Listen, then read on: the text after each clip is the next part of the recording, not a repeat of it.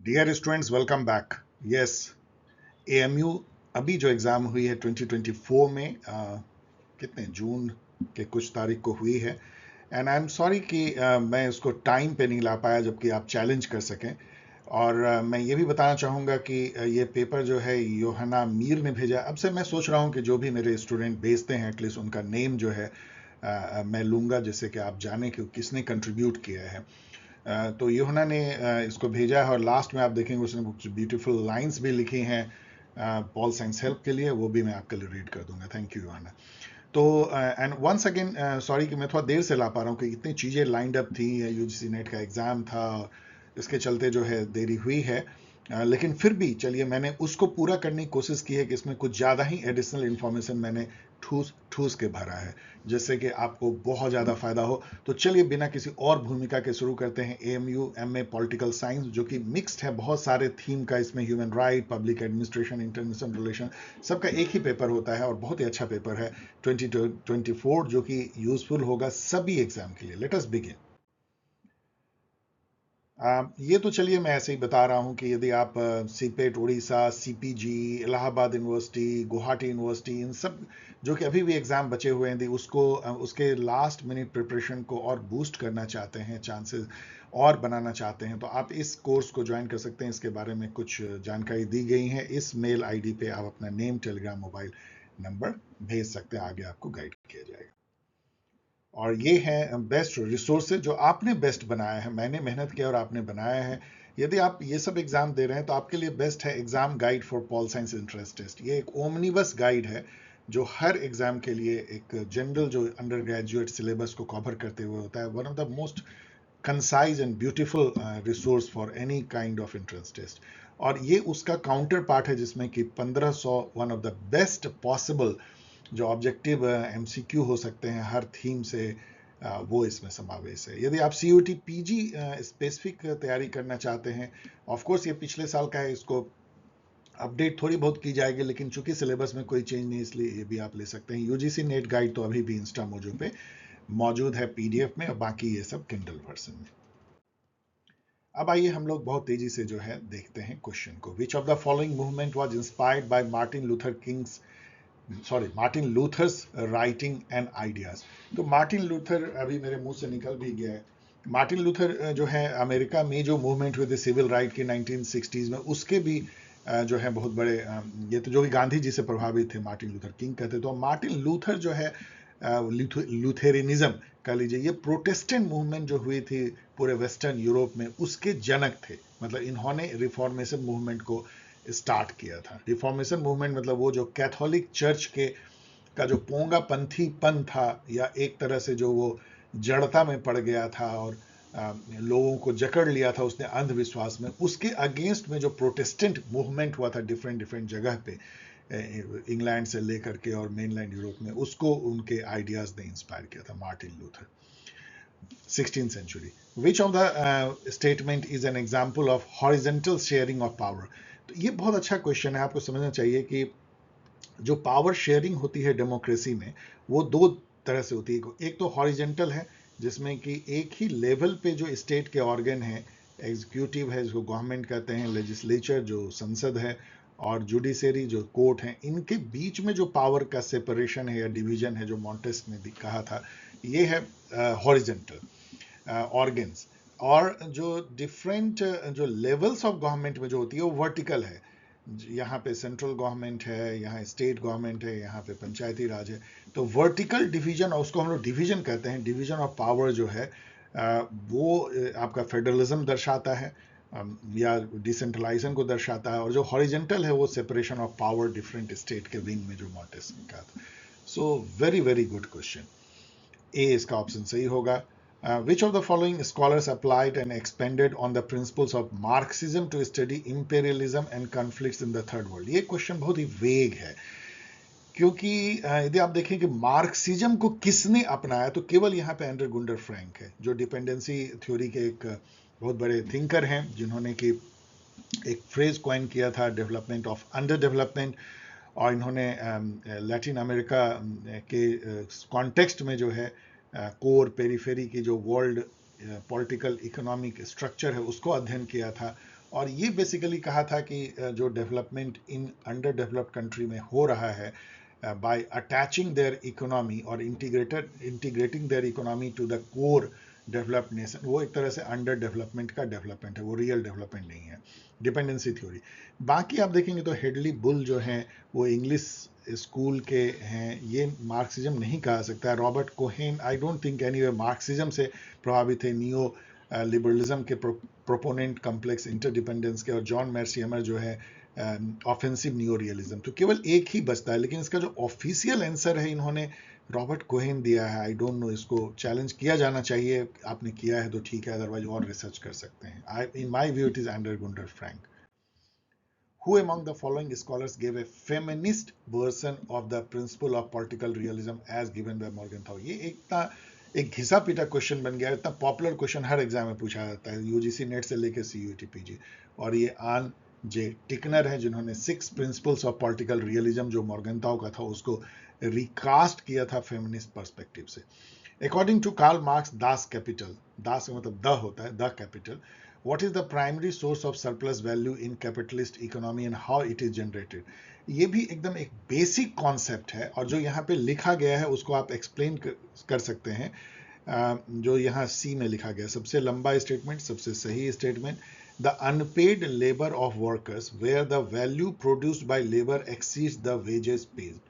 मतलब जो वेज पे किया जाता है, मान लीजिए 100 रुपया पे किया था, वो मार्केट रेट से wage labour as a commodity pay किया जाता है, और जो unpaid labour of the worker, और मान लीजिए जो लेबर वो करता है, वो वैल्यू है जो वो प्रोड्यूस करता है या प्रोडक्ट में देता है अपने लेबर से, उसका वैल्यू हो सकता है कि 1000 रुपया हो, तो 900 रुपया यहाँ पे सरप्लस लेबर है।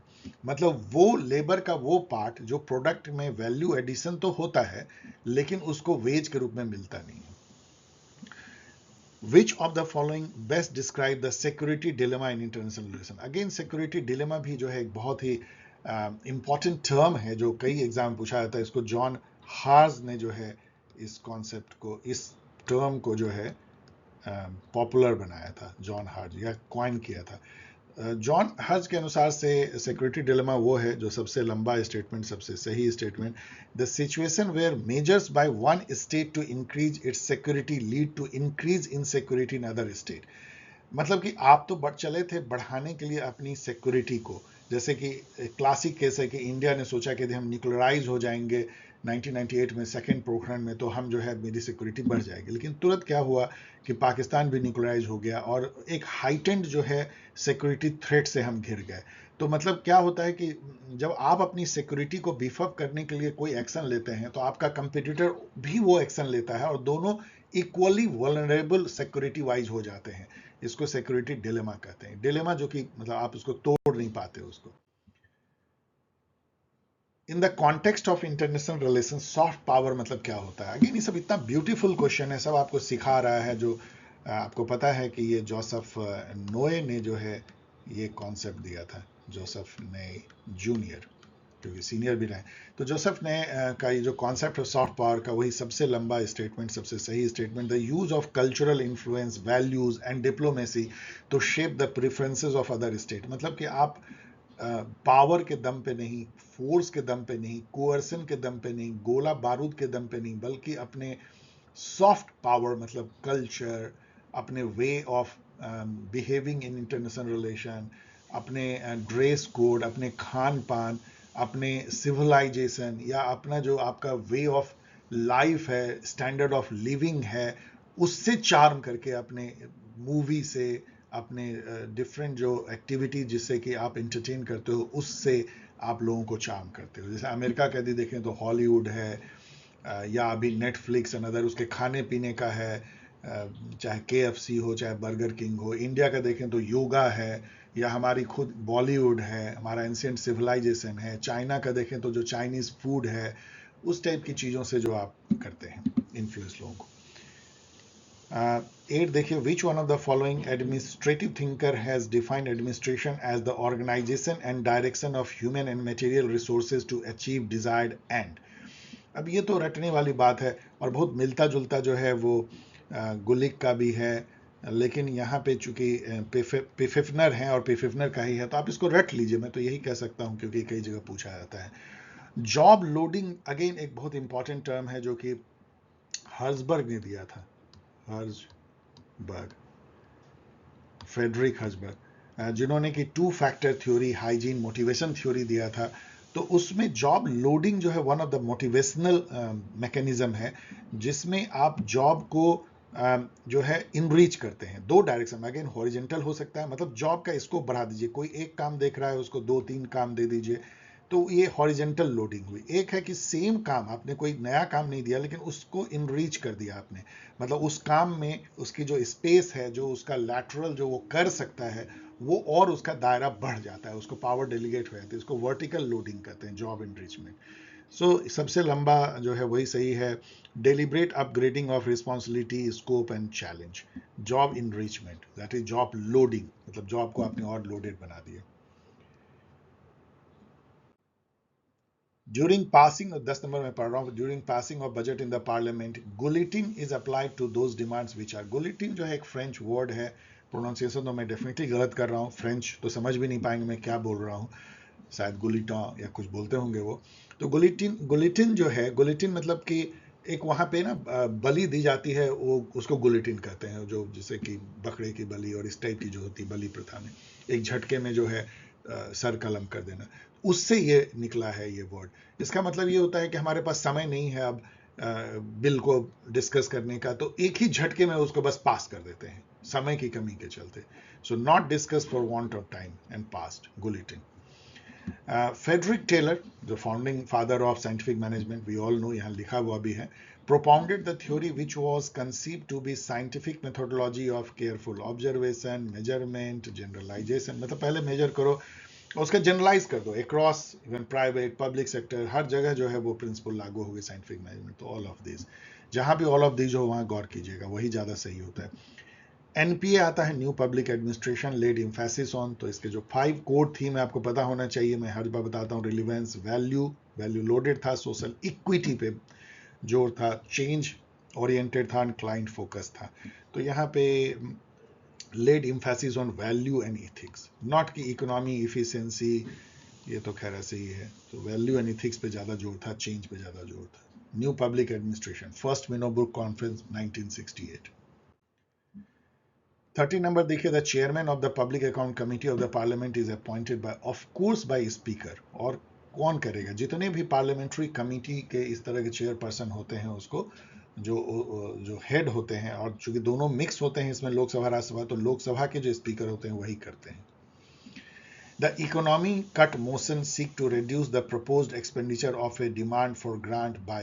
देखिए बहुत तरह के कट मोशन होते हैं, जैसे हर मिनिस्ट्री जो है अपने अपने, मैं यूनियन बजट की बात कर रहा हूँ, यूनियन बजट के अंतर्गत अपने अपने डिपार्टमेंट की डिमांड फॉर ग्रांट जो है, DFG बोलते हैं, वो पुटअप करते हैं थ्रू फाइनेंस मिनिस्ट्री, जो संसद में पेश होता है। DFG पे बहस होती है और उसमें 2-3 तरह के कट जो है विपक्षी मोशन ला सकता है। एक होता है पॉलिसी कट, यदि कोई न्यू पॉलिसी लेके, मान लीजिए कि अग्निवीर की पॉलिसी ला रहे हैं, उसके लिए बजट मान लीजिए 100 मतलब 1000 करोड़ रुपए है, और उसमें विपक्ष कह सकती है कि हम 1 रुपए का कट उसमें लगाते हैं। 1 रुपए कट से तो कुछ होगा नहीं, केवल ये टोकन है, मतलब ये है कि आपकी इस पॉलिसी को हम नकारते हैं। दूसरा कट है टोकन कट है, वो भी 100 रुपये से लगाते हैं, वो भी एक सिंबॉलिक है कि हमने बस आपका एक आइटम जो है, कोई भी प्रोजेक्ट है कुछ भी, हम उसमें 100 रुपया काटते हैं, इसका मतलब मैं हम आपसे सहमत नहीं है, आपने जो डिमांड फॉर ग्रांट दिया है। लेकिन जो इकोनॉमी कट होती है उसमें कोई ऐसा फिक्स नहीं है कि 1 रुपया है 100 रुपया, उसमें कोई एक स्पेसिफाइड अमाउंट से 1000 2000 5000 से हम काटने का आपको कहते हैं, या वो रियली इकोनॉमी के लिए हम कहेंगे कि नहीं 100 रुपये मत दीजिए, अग्निवीर के लिए आप 25 रुपये दीजिए, तो इसको economy, a specified amount, economy cut कहते हैं। अब यहाँ पे एक बात और जानना चाहिए कि ये सब मोशन यदि पास हो जाए, मान लीजिए कि ये वॉइस वोट से या हाथ उठा के, तो सरकार गिर जाएगी, क्योंकि इसका मतलब है कि सरकार को जो है वो कॉन्फिडेंस नहीं है उसका। तो ये कट मोशन बहुत इंपॉर्टेंट हो जाते हैं, ध्यान रखिएगा। और ये पास होने की कोई संभावना नहीं होती, क्योंकि विपक्ष ला रहा है, विपक्ष माइनॉरिटी में है, तो पास कैसे होगा, और यदि पास हो गया इसका मतलब सरकार माइनॉरिटी में है। विच one of the following reports deal with the relation between specialist and journalist. तो ये जो रिपोर्ट है ये बहुत फेमस है इंग्लैंड में, फुलटन कमिटी रिपोर्ट। इस पे तो मैंने पूरा वीडियो भी बनाया है, जर्नलिस्ट वर्सेस स्पेशलिस्ट पे, आप देख सकते हैं। तो उसमें एक तरह का बैलेंस बनाने की बात कही गई थी दोनों जर्नलिस्ट। जर्नलिस्ट कौन होते हैं, जो कि जैसे अपने यहाँ आईएएस हैं। स्पेशलिस्ट कौन है, जैसे अपने यहाँ इंजीनियर्स हैं, डॉक्टर्स हैं, इवन प्रोफेसर्स हैं, मैनेजमेंट कंसल्टेंट्स हैं, ये सब स्पेशलिस्ट हैं। तो स्पेशलिस्ट और जर्नलिस्ट के बीच में जो है पूरी जद्दोजहद चलती है कि किसको ज़्यादा प्राइमरी स्थान मिलना चाहिए पॉलिसी मेकिंग में, पॉलिसी इंप्लीमेंटेशन में और एडमिनिस्ट्रेशन में। Fulton committee report.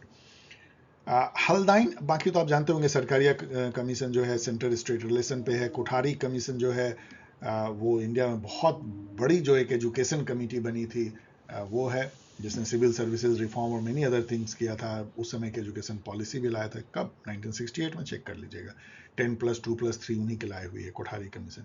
लेकिन हाल्दाइन जो है, यहाँ मैं बताना चाहता हूँ आपको कि हाल्दाइन प्रिंसिपल जो है एक हाल्दाइन रिपोर्ट से निकली थी। उसमें ये आइडिया था कि ये रिसर्च के बारे में था कि what decision about what to spend research funds on should be made by the researchers rather than politician। मतलब किस एरिया में रिसर्च होना चाहिए, कितना उसमें खर्च होना चाहिए, ये पॉलिटिशियन को डिसाइड नहीं करना है, जो रिसर्चर हैं उनको खुद डिसाइड ये करने देना चाहिए। Haldane report, Haldane principle. 60 number देखिए, what is the American convention of human rights, ACHR also known as. तो human convention on human rights, sorry, American convention on human rights जो है, इसको हम पैक्ट ऑफ सैन जोस के नाम से भी जानते हैं, क्योंकि यहीं पे जो है ये पैक्ट हुआ था। इसके बारे में मैंने यहाँ लिख दिया है और पढ़ लीजिएगा। और ये अमेरिका का है, मतलब कि पूरे जो नॉर्थ साउथ अमेरिका है उसको दोनों मिला के, जहाँ ऑर्गेनाइजेशन है ऑर्गेनाइजेशन ऑफ अमेरिकन स्टेट, उसने इसको अडॉप्ट किया था 1969 में। तो ये क्यों ये आपको पूछा जा रहा है, समझिए, क्योंकि ह्यूमन राइट इसके सिलेबस में है। तो ह्यूमन राइट में ये सब आपको पूछा सकता है, बहुत अकवर्ड क्वेश्चन नहीं हुआ। Who criticized the concept of natural right, calling it nonsense built on stilt? तो ये तो बहुत ही अब घिसा पिटा क्वेश्चन, आप सब जानते हैं। यूटिलिटेरियनिज्म के फादर जेरेमी बेंथम ने, जो कि नेचुरल राइट के ट्रेंचेंट क्रिटिक थे, ट्रेंचेंट मतलब शार्प क्रिटिक थे, वो लीगल राइट्स के समर्थक थे, उन्होंने कहा था कि ये बकवास है, नॉनसेंस है natural right. And natural right के सबसे बड़े प्रोपोनेंट कौन थे? Of course John Locke. And क्या natural right? Right to life, liberty, property. Which article of ICCPR deal with right of minority? Again आप बोलेंगे तो बड़ा अकवर्ड क्वेश्चन है। नो, क्योंकि ह्यूमन राइट का भी ये पेपर है, तो आपको ICCPR, UDHR, इन सब के जो आर्टिकल एक नज़र देख तो लीजिए, एक नज़र देख लीजिए। और चूंकि ये माइनॉरिटी कॉलेज है, तो ये कहाँ पे माइनॉरिटी की राइट है? International covenant on cultural and political rights है, देख लीजिएगा। तो वो आपको जानना चाहिए, क्योंकि ICCPR जो कि मुझे लगता है 1966 में अडॉप्ट हुई थी।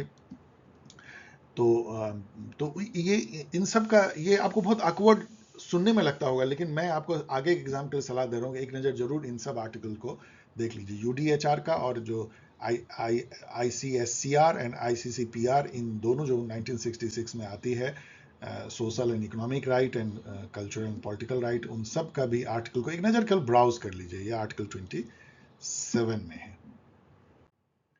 The decision of the inter American court of human right, again जो है देखिए वो उसी से निकल के आ रहा है कि ह्यूमन राइट के क्वेश्चन है, और अमेरिका में कैसे ही ह्यूमन राइट का पैक्ट होता है, वहाँ पे इंटर अमेरिकन कोर्ट ऑफ, उसी जो पैक्ट हुई थी उससे ये inter American court of human right बनती है, और उसका डिसीजन जो है यस बाइंडिंग होता है, ये सभी स्टेट पे बाइंडिंग है। तभी तो कोर्ट का डिसीजन की बाइंडिंग ना हो तो क्या है।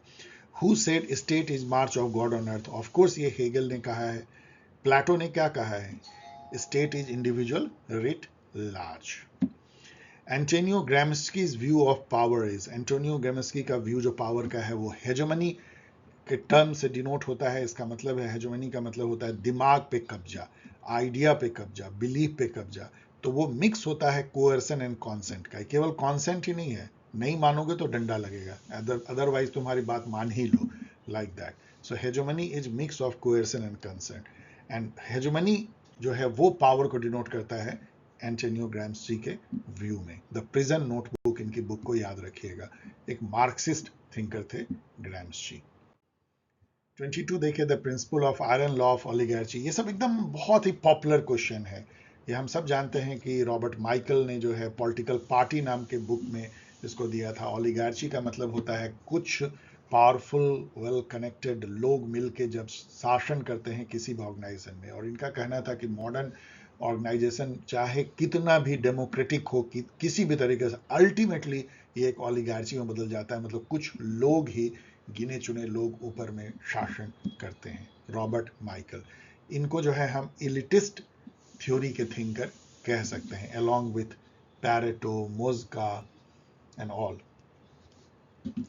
23 देखिए, ये मैच करना है, बहुत आसान है क्योंकि बहुत ही फेमस बुक है ये, जैसे जेएस मिल की ऑन लिबर्टी है, और ए का 4, और इसी से ये क्रैक हो जाता, तो ये तो सुपर इजी हो गया, बाकी आप मैच कर लीजिएगा। लाइक ग्रीन की जो प्रिंसिपल ऑफ पॉलिटिकल ऑब्लिगेशन बहुत फेमस बुक है, लास्की की ग्रामर ऑफ पॉलिटिक्स बहुत फेमस बुक है, और जॉन रॉल की थ्योरी ऑफ जस्टिस बहुत फेमस है। इन सब का इनफैक्ट ईयर भी आपको याद रखना चाहिए।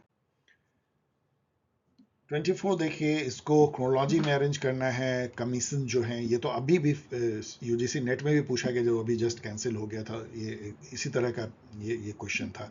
तो इसमें जो है वुमेन की पहले आती है, फिर माइनॉरिटी की 1 साल बाद आती है, और फिर human rights, national commission on human right आते हैं उसके बाद, और फिर लास्ट में जो है, तो सबसे पहले 3 आएगा, 3, 2, 3 के बाद जो है 2, उसके बाद 1 एंड 4।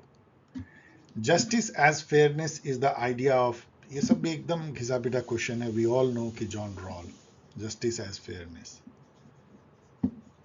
यहाँ पे देखिए मैंने ये दे भी दिया है कि एनसीडब्ल्यू जनवरी 1992, और सब ये सब स्टैट्यूटरी ऑर्गेनाइजेशन है, मतलब सभी एक एक्ट से आए हैं। National commission for women act आई है, उसके थ्रू आए हैं। नेशनल कमीशन फॉर माइनॉरिटी एक एक्ट से आती है, एक्ट तो 92 में ही आ गया था, इसके 1 साल बाद इसका गठन होता है। एनएचआरसी भी एनएचआरसी एक्ट से आती है, ये इसके बाद आई है सेम ईयर में एनएचआरसी, और एनसीपीसीआर जो है मार्च 2007 में। The order of following word seen in preamble, ये भी बहुत घिसा पिटा है, मैं भी पूछता रहता हूँ, इन्होंने पूछ दिया है। इसका प्रेम्बल का यहाँ देखिएगा, we the people of India having solemnly resolved to constitute India into a sovereign, उसके बाद सोशलिस्ट, फिर सेकुलर, फिर डेमोक्रेटिक रिपब्लिक। ये दोनों पहले नहीं था, ये 42nd अमेंडमेंट 1976 में जोड़ा गया, पहले सोशलिस्ट बाद में सेकुलर। अब आप तो अरेंज कर ही लेंगे इसको। Who of the following said that rights are those conditions of social life without which no man can seek in general to be himself at his best? मतलब कि आपको बेस्ट इंडिविजुअल फ्लरिशमेंट के लिए, individual के development के लिए, कि अपने बेस्ट वो अचीव कर सके, वो कंडीशन जो है लाइफ का, वो राइट है। ऐसा कोई बड़ी चीज नहीं, आपको वो कंडीशन नहीं मिलेगा तो आप मुरझाए हुए इंसान बनोगे। ये कहने वाले जो हैरोल्ड लास्की थे। यहाँ स्पेंसर दिखता है, तो Herbert Spencer is known for social Darwinism, जिसमें ये कहते हैं कि जैसे नेचुरल डार्विनिज्म में थी ना, कि नेचर जो है वो फिटेस्ट को चुन लेता है, वही लोग सरवाइव करते हैं। तो सोसाइटी जो है वो फिटेस्ट, जो social culture, social attribute, social tradition को चुन लेता है, और बाकी जो है सड़े गले हुए ट्रेडिशन मर जाते हैं, या सड़े गले हुए आप कह लीजिए कम्युनिटी मर जाते हैं। बहुत ही मतलब एक रेशियलिज्म इससे दिखेगी, मतलब ये कॉलोनलिज्म में भी यूज किया गया था सोशल डार्विनिज्म की, हम फिटेस्ट हैं, मतलब हम यूरोपियन जो हैं फिटेस्ट हैं टू रूल, इसलिए हम रूल कर रहे हैं। Which of the following is not a characteristic of empirical political theory? Empirical political theory fact, observation, data, statistics, scientific होगा, तो ये आइडियोलॉजिकल तो नहीं हो सकता ना, ये तो नॉर्मेटिव हो गया, उल्टा हो गया। इंडक्टिव होगा, इंडक्टिव मतलब फैक्ट ऑब्जर्वेशन पहले जुटाना, फिर उसका पैटर्न देखना, और तब थ्योरी या हाइपोथेसिस बनाना, बॉटम अप अप्रोच। और जो नॉर्मेटिव होती है वो टॉप डाउन अप्रोच होता है, जिसको हम डिडक्टिव कहते हैं, डिडक्टिव अप्रोच। मेथोडोलॉजिकल रिग्रेस होता है, मेथोडोलॉजिकली बहुत रिग्रेस होता है। साइंटिफिक होता है, रेप्लिकेबल होता है, चूंकि साइंटिफिक होता है तो उसको रेप्लिकेबल लैब की तरह हर जगह आप कर सकते हैं, मतलब एक जगह आपने किया दूसरी जगह रेप्लिकेबल, यही तो है साइंटिफिसिज्म। लेकिन आइडियोलॉजिकल नहीं होगा इंपेरिकल पॉलिटिकल थ्योरी। तो ये क्वेश्चन आपको इंडिकेट करता है कि empirical versus normative political theory में जो डिफरेंस है बहुत अच्छी तरह आपको समझ में आना चाहिए। 29 देखिए, हुए is associated with world system theory. अब इससे आसान क्वेश्चन क्या हो सकता है, लेकिन बहुत इंपॉर्टेंट है वर्ल्ड सिस्टम थ्योरी। वाल्lenstein जो अगेन मार्क्सिज्म से प्रभावित होते हैं, डिपेंडेंसी थ्योरी काफ़ी इससे लेती है, ड्रॉ करती है, उसके एक अंदर पैराडाइम के अंदर ये आते भी हैं, जिन्होंने कोर, सेमी पेरीफेरी और पेरीफेरी के स्ट्रक्चर में वर्ल्ड के पॉलिटिकल इकोनॉमी को बांटा। The feature of concurrent list is borrowed in India from the constitution of Australia. Of course, Australia से हमने लिया है concurrent list. कनाडा से हम लोगों ने स्ट्रॉन्ग फेडरल गवर्नमेंट लिया है. आयरलैंड से हम लोगों ने directive principle of state policy लिया है. और इलेक्शन मेथड जो है वाइस प्रेसिडेंट प्रेसिडेंट का जो STV मेथड से होता है, single transferable vote proportional representation, वो भी आयरलैंड से हम लोगों ने लिया है. 31 देखिए द टर्म डिटेंड. डिटेंड जो है, अगेन मैं गलत पढ़ रहा हूँ उसको, डोटेंड भी कई लोग कहते हैं डोटें, तो शायद फ्रेंच वर्ड लगता है डिटेंड. ये इंटरनेशनल रिलेशन. डिटेंड का मतलब होता है डिटेंट, यदि ऐसे पढ़ें तो सीधा सीधा डिटेंट का मतलब होता है जब कोई रिलेशन बहुत ही खराब हो जाए तो उसमें थोड़ी सी जो नरमी आती है उस फेज को डिटेंट बोलते हैं. So easing of tension between adversarial nation का लीजिए, नॉट नॉर्मल. एक बहुत ही एडवर्सरियल, बहुत ही तनाव वाले रिश्ते में यदि थोड़ी सी नरमाहट आए तो डिटेंट. ये आई थी लेट 1960s और अर्ली 70s में जो है USSR और USA के बीच में. विच of the following is not a member of quad alliance. Quad में 4 मेंबर हैं इंडिया के अलावा, USA और जापान, ऑस्ट्रेलिया. तो इसमें चाइना तो हो ही नहीं सकता. इनफैक्ट क्वाड जो है चाइना के अगेंस्ट में इंडो पैसिफिक में बैलेंस बनाने के लिए अमेरिका के नेतृत्व में बनाया गया है. जब क्वाड आप पढ़ ही रहे हैं तो क्यों ना वेस्टर्न क्वाड के बारे में भी जान लीजिए, जो कि मिडिल ईस्ट में फॉर्म किया गया. I2U2 इसको कहा जाता है क्योंकि इसमें 2 I से स्टार्ट होते हुए कंट्री है, इंडिया और इजराइल, और 2 U से स्टार्ट होता हुआ USA and UAE. Who defined reality as one permanent and unchangeable? ये कहने वाली, ऑफ कोर्स बहुत डिफिकल्ट क्वेश्चन, लेकिन आगे के लिए आपको हेल्प होगा. ये थिंकर थे सोक्रेटिस के भी पहले, एंशियंट ग्रीक में, परमैनिडेस. परमैनिडेस जो है उनका जो है इलेटिक स्कूल ऑफ फिलॉसफी कहते हैं. और इलेटिक स्कूल ऑफ फिलॉसफी का मतलब ही ये होता है कि ट्रूथ की मोनोइज्म, मतलब कि ट्रूथ एक है, एक, जैसे एक गॉड है, एक आकार है, तो उसी तरह से मोनिज्म मतलब the belief in a single unified reality. Reality जो है अनेक नहीं है, एक है. ये पार्मेनिडिस का मेन थॉट था, इलियटिक स्कूल ऑफ फिलॉसफी. एक बार के लिए याद कर लीजिए. Who gave the theory of forms? Of course Plato. Theory of forms, theory of idea, theory of divided line, theory of two world, theory of visible versus intelligible world, ये सब एक ही idea को दर्शाते हैं कि आइडिया जो है, जिसको वो फॉर्म कहते हैं, किसी चीज के होने का जो एहसास है वो ट्रू है, और वो मतलब कि अनचेंजेबल है, शाश्वत है, कभी वो जो है चेंज नहीं होता, कभी वो मुरझाता नहीं, कभी वो मरता नहीं है. लेकिन जो भी चीज इस वर्ल्ड में जो हम आंख से देखते हैं या सूंघते हैं, जिसको विजिबल वर्ल्ड बोलते हैं, जो हम सेंस ऑर्गन से जिसको महसूस करते हैं, जो उस आइडिया को धारण करता है वो क्षणिक होता है, वो कुछ समय में वो खत्म हो जाता है, चाहे वो मनुष्य हो, चाहे गुलाब का फूल हो. लेकिन मनुष्यता, मनुष्य होने का जो आइडिया है वो कभी नहीं मरता है. फूल होने का जो आइडिया है वो कभी नहीं मरता, फूल मर जाता है. थ्योरी ऑफ फॉर्म एक तरह का ड्यूअलिज्म प्लेटो का, जिसको एरिस्टोटल काट देते हैं. उनका कहना नहीं, केवल एक ही दुनिया है. Amnesty international volunteer campaign for. Amnesty international आप जानते हैं कि ह्यूमन राइट के लिए काम करते हैं. जहां भी ह्यूमन राइट आपको दिखे उसको मारिए. Protection of human right all over the world, सबसे लंबा स्टेटमेंट, सबसे सही. Who coined the term genocide? ये सब तो मैं रटवाता रहता हूँ. राफेल लैम्किन, कहाँ के थे, स्पेन, चेक कर लीजिएगा. राफेल लैम्किन ने जेनोसाइड, अभी तो जेनोसाइड बहुत ही पॉपुलर वर्ड हो गई है. पॉपुलर मतलब इन रॉन्ग सेंस. अभी 2 जगह है जेनोसाइड देखने को मिला, यूक्रेन वॉर में और गजा वॉर में, genocide. Marxist approach to human rights emphasises upon. तो मार्क्सिस्ट अप्रोच जो ह्यूमन राइट्स की है वो क्या, किस चीज को एम्फेसाइज करेगा? Of course economic and social right, थोड़ी वो सिविल पॉलिटिकल राइट जो लिबरलिज्म एम्फेसाइज करता है, लिबरल स्टेट. कल्चरल राइट तो चलिए एक अलग ही टेरिटरी है, लेकिन economic, social right, equality of outcome को जो है Marxist approach to human rights जो है बढ़ावा देगा. Who is the author of the book human rights and inhuman wrongs? अब ये तो कौन है? ओके मुझे लगता है मैं अपनी मेमोरी से बोल रहा हूँ, VR कृष्णा अय्यर, लेकिन इसको चेक कर लीजिएगा क्योंकि मैंने कुछ दिन पहले देखा है. यस, बी है, मैंने यहाँ टिक भी किया है. ये सब डिफिकल्ट क्वेश्चन है, लेकिन कितना ब्यूटीफुल इसका थॉट है, इसको पढ़ भी सकते हैं कि क्या है दो चार line, human rights and inhuman wrongs. The term stasis is used by Aristotle to decide which of the following. ये बहुत ही अच्छा क्वेश्चन है, क्योंकि स्टैसिस फॉरेंसिस की तरह जो है एरिस्टोटल स्पेसिफिक कॉन्टेक्स्ट में इसको यूज करते हैं। वो इसको रिवॉल्यूशन जो पुलिस में हो जाती है, जहां पे विचारों का इतनी भिन्नता हो जाती है कि लोग जो है रिवोल्ट कर देते हैं, मतलब इसको जो है एक तरह से आप समझ सकते हैं सिविल वॉर कह सकते हैं, इंटरनल कन्फ्लिक्ट कह सकते हैं एक सिटी स्टेट में।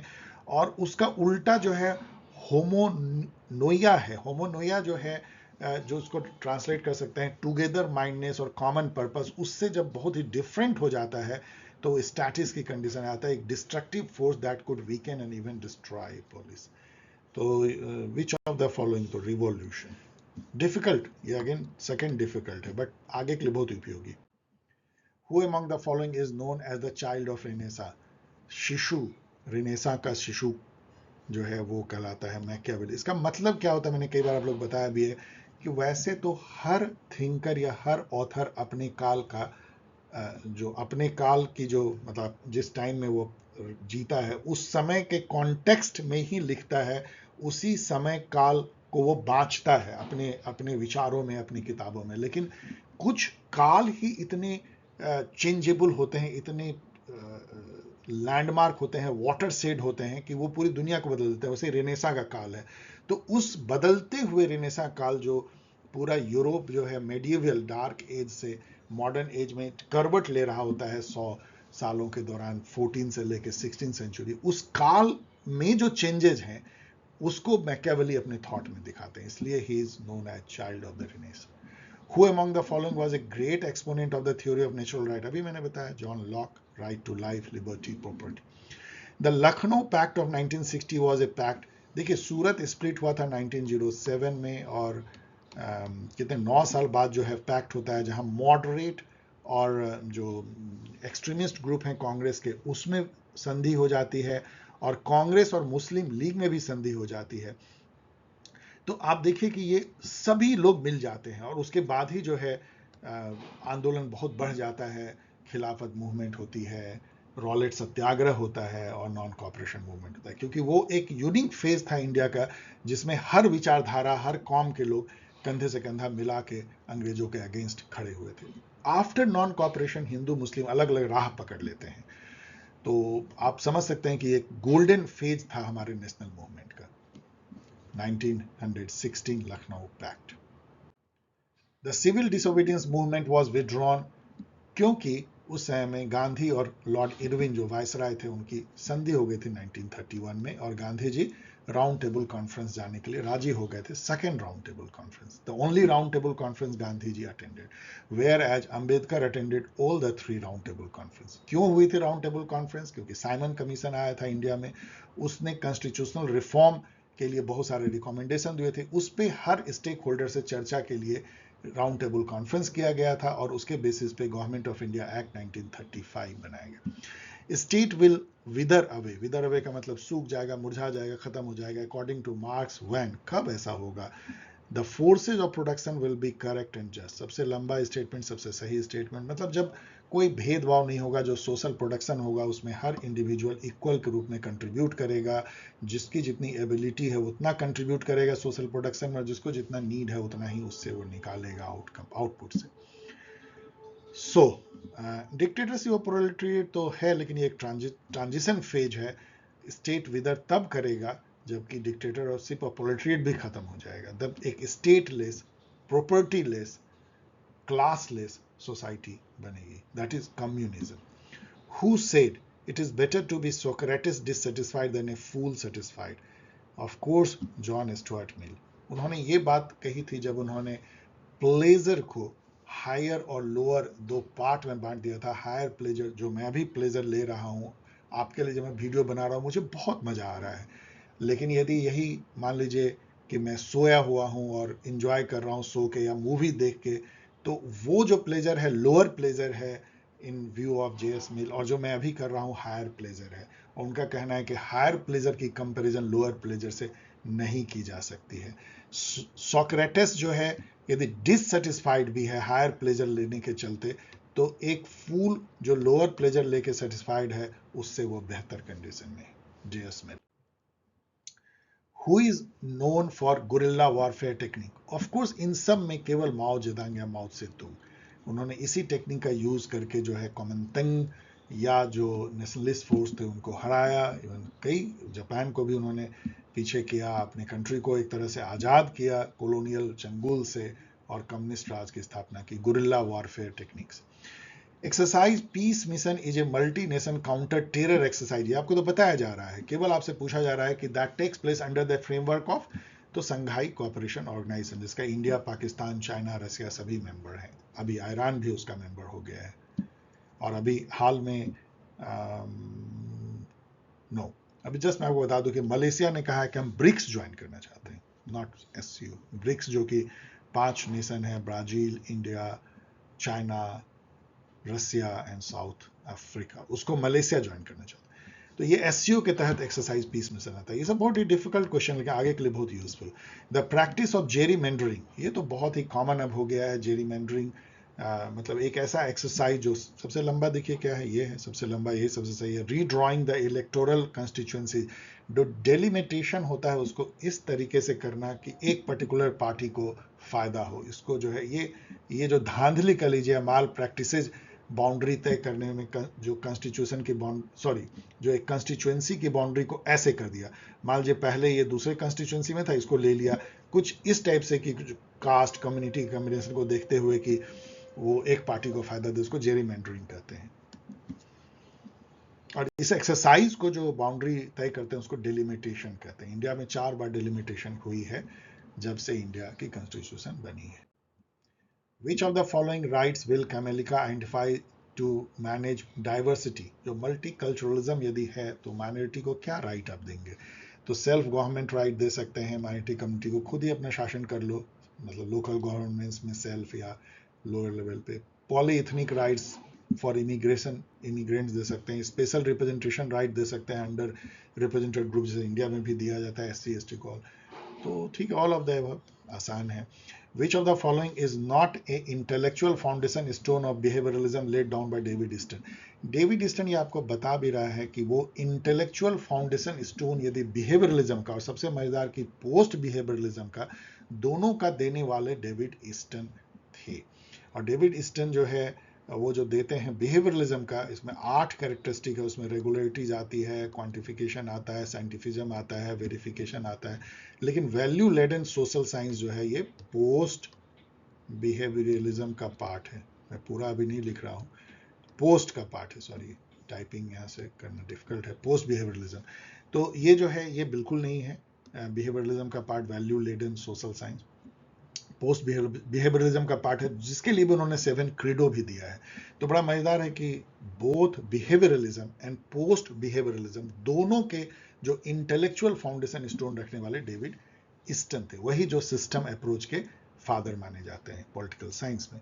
In Maneka Gandhi versus union of India, जिसमें कि सुप्रीम कोर्ट ने ड्यू प्रोसेस डॉक्ट्राइन का प्रिंसिपल दिया था, उसमें एक उन्होंने एक और बात कही थी, they laid down the golden principle which required that the law depriving a person of personal liberty, जो केवल procedure as established by law हो सकता है एंड ड्यू प्रोसेस भी हो सकता है, not only to stand the test of article 21 जो कि right to life and personal liberty है, बट ऑल्सो आर्टिकल 14 एंड 19। आपको right to equality and right to liberty पे भी उसको टेस्ट करना पड़ेगा, apart from right to life and liberty under article 21, यदि आप किसी का जान लेना चाहते हो। This is very important and very golden type of question, क्योंकि यहाँ पे आपको एक प्रिंसिपल का नाम दे रहे हैं गोल्डन ट्रायंगल, आगे एग्जाम में यूज हो सकता है। 52 देखिए, which of the following variable is not included in Bentham's philosophic calculus to calculate the degree of pleasure of any specific action? यहाँ पे आपको बहुत इंपॉर्टेंट ये इंफॉर्मेशन ये क्वेश्चन दे रहा है। ये तो पहला कह रहा है कि जेरेमी बेंथम ने एक फेलोसिफिक कैलकुलस बनाया। यदि आप फेलोसिफिक वर्ड का मीनिंग नहीं जानते हो तो आपको बड़ा ये क्वेश्चन डिफिकल्टी होगी। फेलोसिफिक का मतलब होता है हैप्पीनेस। तो हैप्पीनेस को कैलकुलेट कैसे किया जाएगा न्यूमेरिकली, कि इतना यूनिट आपको हैप्पीनेस मिला, उसके लिए कितने देर हैप्पीनेस मिला, हैप्पीनेस का नेचर क्या था, वो सर्टेन था कि अनसर्टेन, मतलब आपको मिलेगा ही कि मिलेगा, और आप कितने नज़दीक थे वो सोर्स ऑफ हैप्पीनेस से। तो ये सब जो है इंटेंसिटी उसका कितना था, ये सब के बेसिस पर उन्होंने कैलकुलेट करने की कोशिश की थी। तो इसलिए ये होगा नॉट है तो नन ऑफ द, मतलब सभी इसमें हैं, सभी इसमें हैं। अब ये है कि प्रोपेनक्यूनिटी मतलब कितना नज़दीक है कितना दूर है। अब ये है इसमें कि एक और इंफॉर्मेशन जानना कि क्या ऐसा किया जा सकता है। बेंथम के अनुसार यस इट इज़ पॉसिबल, क्योंकि वो तो यूटिलिटेरियन थे, वो तो प्रेफरेंस को भी कैलकुलेट कर सकते थे। लेकिन जे.एस. मिल जो अनदर यूटिलिटेरियन थे, उन्होंने कहा कि ये बकवास है, ये एकदम बिल्कुल रबिश है, nonsense. Who among the following explained Iranian revolution by using combined and unequal development as a theoretical tool? अब ये तो इतना awkward है ये क्वेश्चन, लेकिन फिर भी कुछ नॉलेज तो आपको जरूर देता है। ये थिंकर थे जिन्होंने इस टूल का यूज किया, थ्योरेटिकल टूल का, कामरान मैटिंग। और इन्होंने, ये हिस्टोरिकल सोशियोलॉजिस्ट थे, और इन्होंने uneven and combined development over longue durée का मतलब long duration, long duration French word है शायद, लॉन्गे ड्यूरे। तो ये बुक इन्होंने लिखा था, और उसमें कहा था कि ईरान में जो है अनइवन जो डेवलपमेंट होती है, उसके चलते जो रिसेंटमेंट होती है पीपल में, मासेज में, उसके चलते ईरानियन रिवॉल्यूशन हुआ। और आप इसको पढ़ सकते हैं। सो कामरान मैटिन। Who among the following authored the book Women's Role in Economic Development? तो ये भी जो है बहुत ही डिफिकल्ट है क्वेश्चन। ये इस्टर बॉसरप ने लिखा था, और ये, लेकिन ये बहुत ही इंपॉर्टेंट बुक है इस मायने में कि पहली बार आपको पता है कि वुमेन का जो रोल है इकोनॉमी में, उसको हमेशा डिस्काउंट किया जाता है। कई लोग कहते हैं कि वो जो घर में काम करती हैं, घर को मैनेज करती हैं, होम मेकर बनती हैं, चूल्हा चौका करती हैं, बच्चों को पालती हैं, बूढ़ों को देखती हैं, इन सब का उनको ना तो कोई मेहनताना मिलता है, और ना ही उसको इकोनॉमिक एक्टिविटी काउंट किया जाता है। बड़ा अजीब है। इवन मान लीजिए कि रेड क्रॉस में वो सेवा करती हैं, तो उसको भी मतलब इकोनॉमी में काउंट पूरी तरह से नहीं किया जाता। तो पहली बार ये इन्वेस्टिगेशन किया गया कि what happens to women in the process of economic and social growth throughout the developing world, thereby serving as an international benchmark. मतलब कि खास करके डेवलपिंग कंट्री में वुमेन के लेबर को कैसे जो है आंका जाता है, इकोनॉमी में कहाँ रखा जाता है। Easter बॉसरप।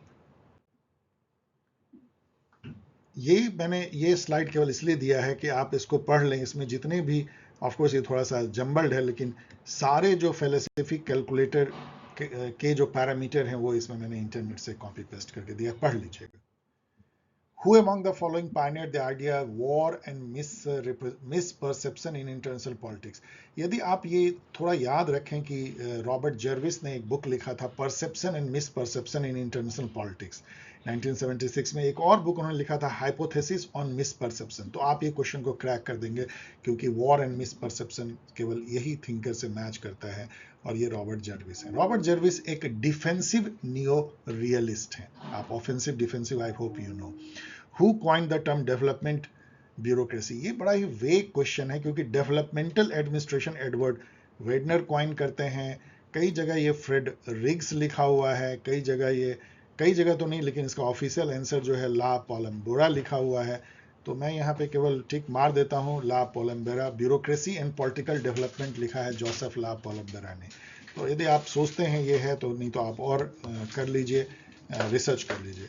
Which of the following is a feature of new public administration? अभी हम लोगों ने देखा कि न्यू पब्लिक एडमिनिस्ट्रेशन के जो 5 फीचर हैं, उसमें से कुछ जो फीचर हैं ये एंटी पॉजिटिविस्ट था। एंटी पॉजिटिविस्ट मतलब कि इसमें जो इम्पीरिकल जो सेंस ऑर्गन से जो हम डेटा लेते हैं, उसके बेसिस पे डेटा ऑब्जर्वेशन, उससे अलग था। ये वैल्यू लोडेड था, एंटी टेक्निकल था, कोई टेक्नोक्रेटिक नहीं है, ह्यूमन वैल्यू को ज़्यादा तरजीह दी जा रही है, और एंटी हेरार्किकल था। हेरार्की जो रिजिड है उसको काटता था ये, तो एंटी हेरार्किकल था ये, ना ही रिजिड था, ना पॉजिटिविस्ट था, ना टेक्निकल था।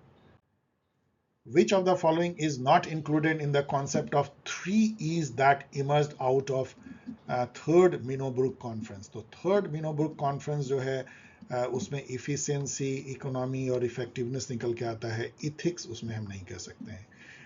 तो ये भी याद कर लीजिए, ये बहुत इंपॉर्टेंट है। 3E coming out of third Minnowbrook conference, जो कि गुड गवर्नेंस की तरफ जाता है। Which of the following expenditure are charge to the consolidated fund of India? ये बहुत ही important bread and butter question है। आर्टिकल 102 3 जो है वो expenditure charge to the consolidated fund of India के बारे में बात करता है। ये बजट की पूरी आर्टिकल है। होता ये है, अभी आपने डिमांड फॉर ग्रांट देखा जिसमें कट मोशन लगते हैं। हर डिपार्टमेंट मिनिस्ट्री अपनी डिमांड साल भर की बजट के अंदर जो ले आना है उसके लिए डिमांड फॉर ग्रांट देते हैं, उस पर चर्चा होती है, वोटिंग होती है। लेकिन कुछ एक्सपेंडिचर ऐसे होते हैं जिस पर कोई चर्चा नहीं होती, कोई वोटिंग, चर्चा हो सकती है, वोटिंग नहीं होती है। उन एक्सपेंडिचर को जिस पर कोई वोटिंग नहीं होती है सीधे हमारे खजाने पे उसको चार्ज कर दिया जाता है, उसको expenditure charge on the consolidated fund of India कहते हैं। जैसे इसमें से सारे हैं और भी बहुत हैं, like debt charges for which government of India is liable. India ने कोई लोन लिया है तो उसको चुकाना, सुप्रीम कोर्ट के जजेस का सैलरी, हाई कोर्ट के जजेस का pension and salary allowances, pension, president, vice president, CAG and other constitutional authority, any sums required to satisfy any judgment, decree or award of any court and many others जो है पढ़ लीजिएगा, 7-8 हैं, वो इसके अंदर आते हैं, तो सभी इसमें हैं। आइए अब 60 नंबर क्वेश्चन देखते हैं। Who is the author of can the subaltern speak. अब आप, ये बुक वैसे तो बहुत फेमस है, लेकिन यदि आप इसको देखेंगे तो ये सबअल्टर्निज्म पे, सबअल्टर्निज्म पे है। सबअल्टर्निज्म जो कि सबअल्टर्न वर्ड पहले ग्राम्स्ची ने इसको क्वाइन किया था। वो कौन तबका है जिसको इंडिया में हम गरीब, गुरुआ, दबे, कुचले, मार्जिनलाइज कम्युनिटी कहते हैं। यदि आप इंडिया में देखें तो दलित कहला सकते हैं, कई बार लोग वोमेन को रखते हैं अति पिछड़ा वर्ग कहला सकते हैं, लाइक दैट, जो कि जो मेन स्ट्रीम है, जो समाज में हर जगह छाए हुए हैं, पॉलिटिक्स में हो, इकोनॉमी में हो, जो पैसे कमा पा रहे हैं, जो जॉब में हैं, उनसे वंचित लोग जो हैं, जो आपको अधिकतर रेहड़ियों पे, ठेलों पे, रोडों पे खोमचे बेचते हुए, मैनुअल काम करते हुए, लेबर का वो जो तबका है सबअल्टर्न, तो उनके नज़रिए से पॉलिटिक्स को देखना, उसके नज़रिए से हिस्ट्री को देखना, उनके नज़रिए से दुनिया को समझना, जिसको कह सकते हैं फ्रॉम बिलो, कैसा दिखता है, ऊपर से तो चलिए सब कुछ अच्छा अच्छा दिखता है। तो ये जो है सबअल्टर्निज्म है, और ये काफ़ी ज़्यादा जो है मिल जाता है न्यू मार्क्सिज्म से, और जो है एक तरह से पोस्ट कॉलोनियलिज्म जो है उससे भी काफ़ी मिलता है। यहाँ पे यदि आप देखेंगे तो एडवर्ड सेड दिखते हैं जो कि ओरिएंटलिज्म लिखते हैं, dependency theory, new Marxist. Gayatri Chakravorty Spivak ने ये बुक लिखा है जो यहाँ आंसर है, और होमी भाभा का चूंकि नाम दिया गया है तो इन्होंने एक बुक लिखा है लोकेशन ऑफ कल्चर, और भी कई बुक लिखा है, आप इनको भी जानना चाहिए इनके बारे में। फ्रेंच फैनन जो है वो एक तरह से एंटी कॉलोनियल थिंकर रहे हैं, जो अल्जीरिया में जो हुई है विद्रोह, और अदर जगह जो अफ्रीका में, उसको उन्होंने आवाज़ दी है अपने बुक्स में। उनकी बहुत फेमस बुक है रिच्ड ऑफ द अर्थ और the dying colonialism and all, Frantz Fanon.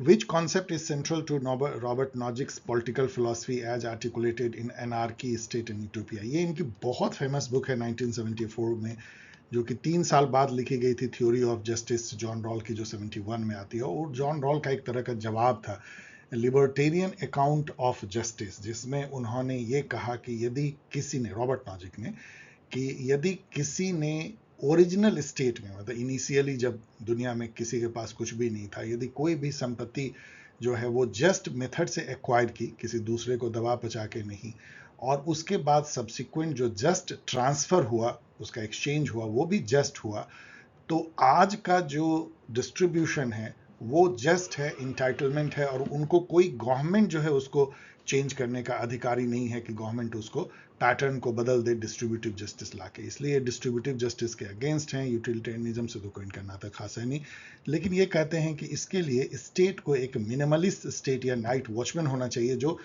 एक लेसर फेयर स्टेट टाइप का, वो ज़्यादा इंटरवीन ना करे, इकोनॉमिक मैटर में तो बिल्कुल ना करे। Which concept is central to John Rawls' theory of justice as presented in the theory of justice? ये 1971 में लिखा गया था। एक बेहद इम्पॉर्टेंट बुक, जिसने कि एक तरह से समझिए कि धारा बदल दी थी पॉलिटिक्स की 20th सेंचुरी में, नॉर्मेटिविज्म को फिर से वापस ले आया था, और इन्होंने जो डिफरेंस प्रिंसिपल दिया वो तो बिल्कुल एक क्रांतिकारी था। लिबरलिज्म में उस टाइप की थॉट करना, डिस्ट्रीब्यूटिव जस्टिस की बात करना, प्रोग्रेसिव टैक्सेशन की बात करना, वेलफेयर स्टेट की बात करना, ये एक नया लिबरलिज्म था, इसको मॉडर्न लिबरलिज्म कहा गया, और जॉन रॉल उसके प्रोपोनेंट बने।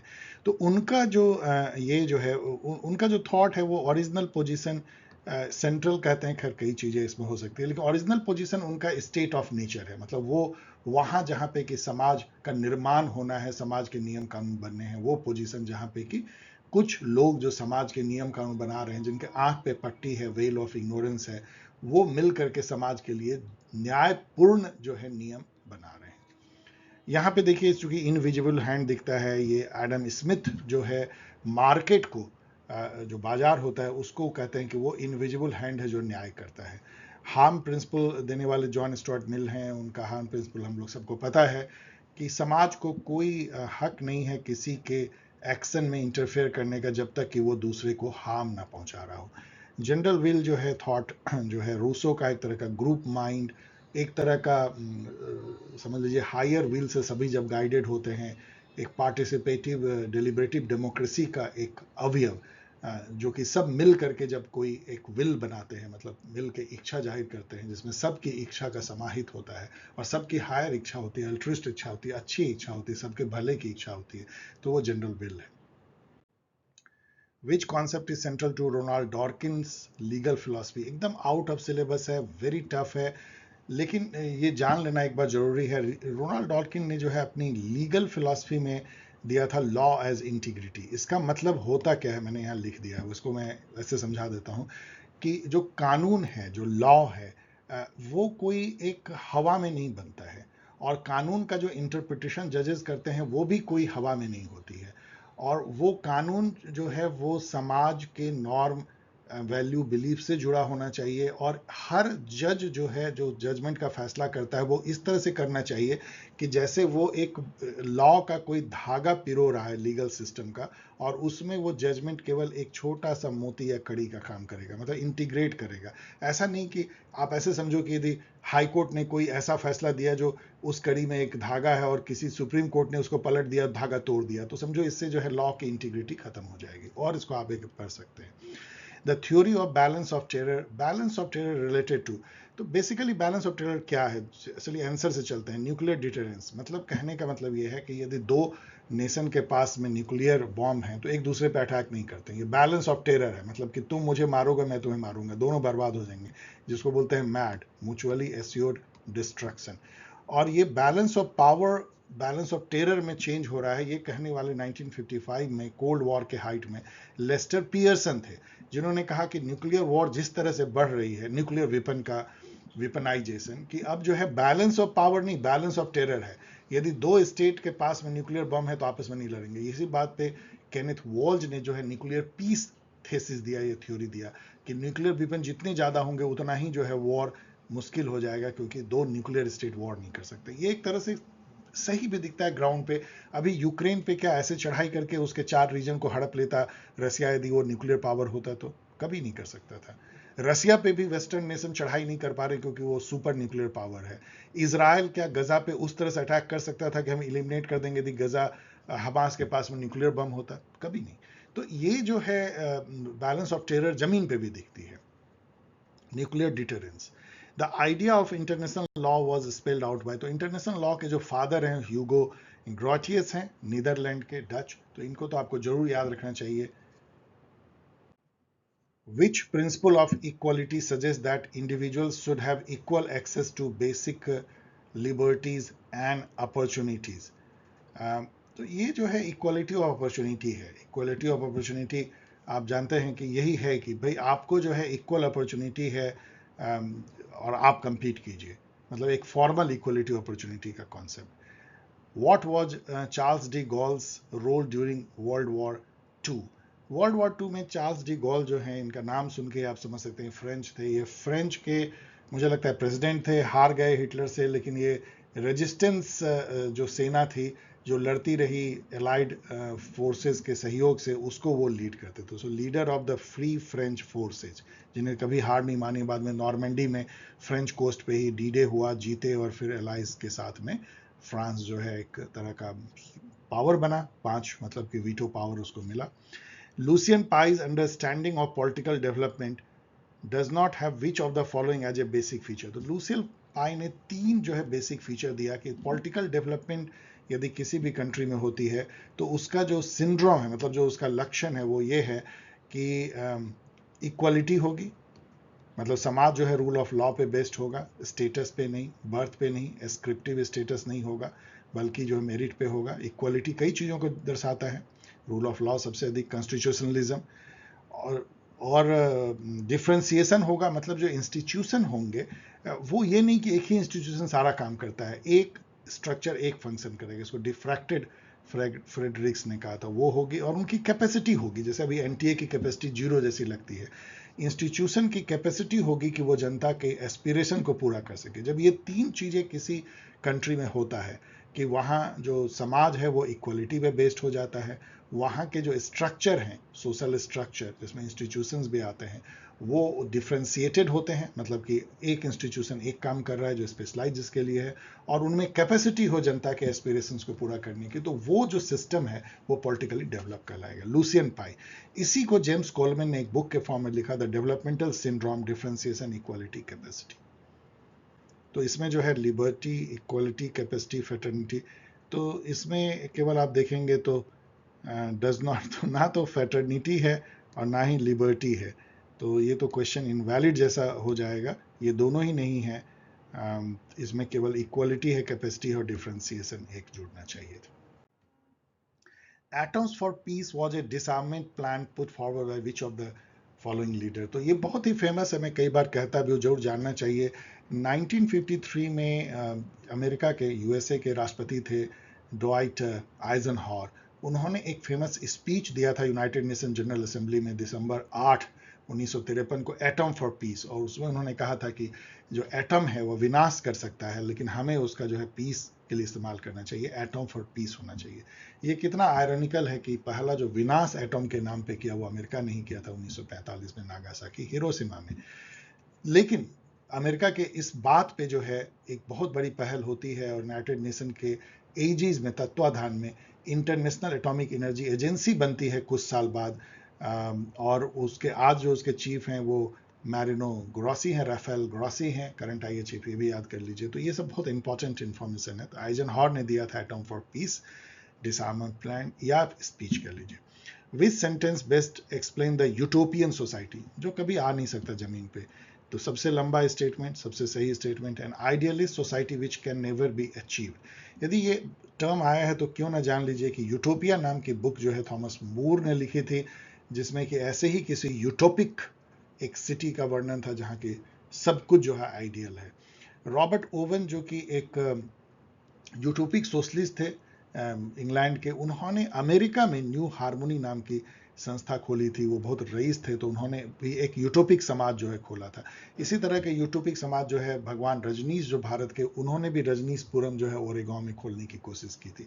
सब फेल हो गया, सभी फेल हो गए, क्योंकि एक्चुअली यूटोपिया कभी जमीन पे हो नहीं सकता।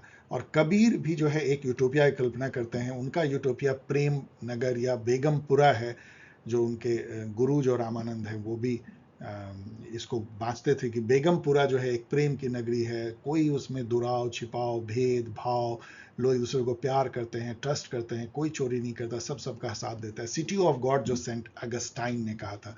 तो बेगमपुरा, न्यू हार्मोनी, यूटोपिया सब उसी को दर्शाते हैं, एक यूटोपिक सिचुएशन। ये मैंने कॉपी पेस्ट इसलिए कर लिया है कि I like this.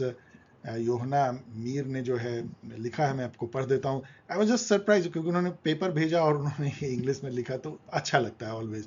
Thank you Pol Science Help sir for your constant guidance and support. It's a blessing to be your student, one of the best Pol Science teacher plus mentor on YouTube. May अल्लाह bless you and your family. Same to you Yohana Mir and to all my student. Okay अब चलिए हम लोग जल्दी से ये देख लेते हैं। इसको मैं एक्सप्लेन नहीं कर रहा हूँ, ये सब्जेक्टिव है, लेकिन आपको इसलिए दे दिया कि मिलता नहीं है और बाद में आपको परेशानी आती है। थैंक्स टू योहना मीर कि उन्होंने ये दिया है।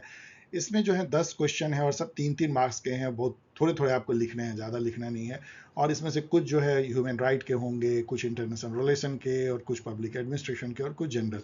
तो describe the different stages of Plato's scheme of education, तो ये सब आप लोग जानते हैं कि उनके जो कैसे फर्स्ट 15-20 ईयर्स जो है कैसे एजुकेशन होती है, फिर 15 ईयर्स कैसे ऑक्सिलरी होती है, फिर 50 ईयर्स तक जो है 50 साल तक जो है कैसे वो तैयार करते हैं philosopher king and all. what is the basic structure doctrine of Indian Constitution? You all can write. What are the group differentiated right? जो विल कमेलिका का जो मल्टीकल्चरलिज्म है, माइनॉरिटी को जो ग्रुप डिफरेंशिएटेड राइट मिलता है उसके बारे में थोड़ा लिख सकते हैं. Differentiate between new public management, new public administration, कितनी बार मैंने बताया है. Examine the rights of minority provided by the constitution of India, जैसे आर्टिकल 29, 30 एंड ऑल. बहुत चीज़ें आप लिख सकते हैं इसमें. Discuss the impact of terrorism on human right. Human right का तो सबसे बड़ा वायलेशन होता है टेररिज्म से. Define general will as propounded by Rousseau, अभी मैंने थोड़ी देर पहले कुछ बताया भी आपको. Discuss the role of caste in Indian politics. तो यहाँ पे जो मैंने एक वीडियो बनाया है, caste in politics and politicisation of caste, Rajni Kothari के थेसिस पे, उसको आप संक्षिप्त में लिख सकते हैं 2-4 लाइन में. Identify 3 major differences between classical and structural realism. दोनों में जो डिफरेंस है आप जानते हैं, एक ह्यूमन नेचर पे जाता है, दूसरा स्ट्रक्चर पे जाता है. एक के जो फादर है मॉर्गनथौ और दूसरे के Kenneth Waltz. Write a note on political ideas of sir Syed Ahmad Khan. ये एक्सपेक्टेड है क्योंकि सर सैयद अहमद खान ने एस्टैब्लिश किया एएमयू को, तो डेफिनेटली तो थोड़ा बहुत आपको जानना चाहिए इसको. So okay dear student, thanks for watching. I hope कि आपको मजा आया होगा. इसमें बहुत सारे एडिशनल इन्फॉर्मेशन मिले हैं, और एज यूजुअल मैं हमेशा कहूँगा कि 5, 6, 7 बार देखें, आंख बंद करके सुने और नोट बनाएं. जो मैं बोलता हूँ उसको अपने नोट में लिखें, उसको रिवाइज करें, तब जाके आपको और हेल्प मिलेगा. और यदि आपको ये वीडियो पसंद आया तो लाइक करें, सब्सक्राइब करें, शेयर करें. आपको पता है कि आपका जो चैनल है 1,40,000 क्रॉस किया है. वैसे तो ये बहुत छोटी नंबर है एज सच, लेकिन एक पॉल साइंस हेल्प जो एक ही सब्जेक्ट में स्पेशलाइज करता है उसके लिए एक बड़ी नंबर है. आप इसको तेजी से जो है 1,50,000 तक सब्सक्राइबर होने में मदद पहुंचा सकते हैं, ज़्यादा से ज़्यादा ब्रांड एम्बेसडर के तौर पे प्रचार करके, बता के. क्योंकि इसको मैं पेपर में तो प्रचार करता नहीं, कहीं और करता नहीं, ये आपके ही प्रचार पे डिपेंडेंट है, आपकी कम्युनिटी है.